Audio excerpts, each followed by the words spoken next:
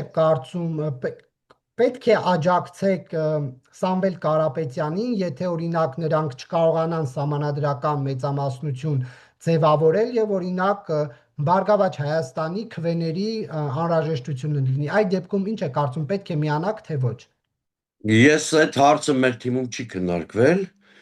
թիմային դիրքորոշում արտահայտելու իրավունք չունեմ։ Ես կարող եմ իմ անձնական տեսակետը արտահայտել կամ մաքսիմում մեր կուսակցության, կրկնում եմ, սա չդիտեք որպես Բարգավաճ Հայաստանի կարծիք, որովհետև թիմում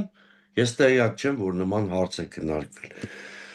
Ես միշտ ու սկզբունքորեն դեմ եմ եղել սահմանադրությունը կոնկրետ քաղաքական նպատակարարությունից ելնելով վերանայելուն։ Ես դա իրական չեմ էլ համարում, իդեպ ասեմ, դա իրական չեմ էլ համարում անկախ ուժերի հարաբերակցությունից, որովհետև դա շատ բարդ հարց է, նման բարդ հարցերը շատ մեծ կոնսենսուս են ուզում, հիմա քաղաքական խճանկարը այնպիսին է, որ նման շատ մեծ կոնսենսուս ձևավորվել չի կարող։